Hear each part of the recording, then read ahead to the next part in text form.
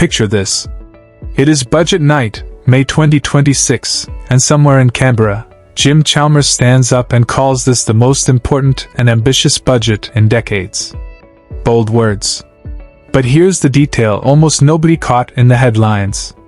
This budget did not just tweak a few tax brackets. It changed the rules on how wealth gets taxed in this country for the first time in a generation. And whether you're renting, working, retired, or sitting on an investment property, this budget touches your life somewhere. So let's break down exactly what happened, what it means for your wallet, and what you should actually do about it. Let's start with the headline number. The government delivered a deficit of $31.5 billion for 2026 to 27, Grant Thornton, and that's expected to widen slightly before narrowing again by the end of the decade. Sounds like just another year of red ink. Except this year the story isn't really about the deficit. It's about where the money is coming from and who's being asked to hand more of it over. The centerpiece is a set of targeted tax reforms touching capital gains, negative gearing, and discretionary trusts, Deloitte, the kind of assets wealthier Australians rely on to build long-term wealth. The budget contains a tax cut for workers alongside a partial removal of the capital gains tax discount and changes to negative gearing. Wikipedia, translation. If you're an everyday wage earner, you get a bit more in your pocket each pay cycle. If you're an investor leaning on property or trusts to shelter income, the game just got harder. Now here's where it gets personal for a lot of you watching. The government also released draft legislation for an automatic $1,000 deduction for any tax resident who earns income from work, Grant Thornton, which kicks in from the 2027 income year. You can either take that automatic deduction or itemize your usual work expenses if they add up to more, not both. On top of that, there's a new permanent Working Australia tax offset, Grant Thornton, designed to put more money back into ordinary pay packets. But before you get too comfortable, look at what's happening around you. Inflation is expected to hit 5% by the middle of 2026, Super Guide, well above where the Reserve Bank wants it. Growth is forecast to slow from 2.25% down to 1.75%.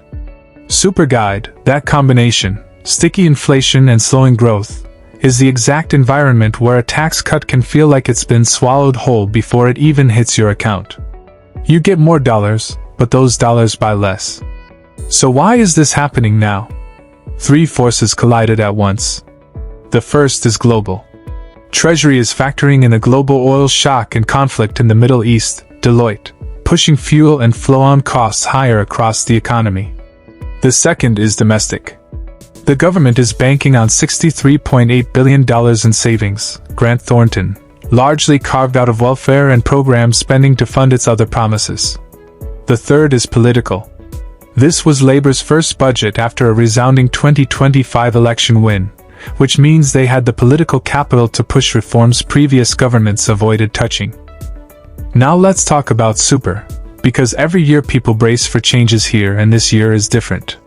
There were no changes to the core super rules in this budget, Super Guide, and the only movement was a commitment to consult on tightening certain investment tests. If you were worried about another cap change or a new contributions tax, you can relax, for this cycle at least. But don't relax completely, because the story didn't end on budget night. In late June, the government struck a deal with the Greens to secure the budget's passage, which included a proposed ban on new self-managed super fund borrowing arrangements used to buy residential property, with existing arrangements grandfathered in. Super Guide, that measure has since been legislated. If you've been using an SMSF to leverage into property, the door on new deals just closed. If you already have one running, you're safe, but the strategy is no longer available to new entrants. Here's the part you actually need to hear, because a budget on the news is one thing, what it does to your household in the next 12 months is another. Move 1. Check whether the automatic $1,000 deduction actually helps you. If your real work expenses are higher, keep itemizing. If they're not, take the flat deduction and save yourself the admin. Move 2.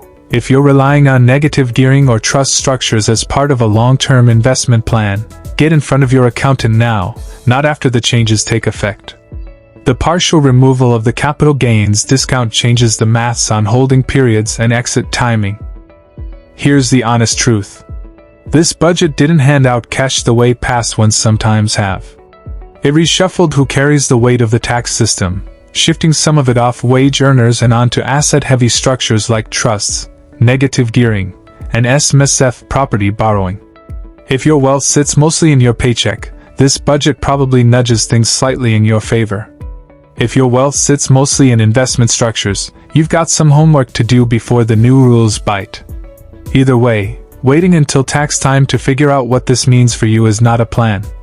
Go check whether the flat deduction suits your situation.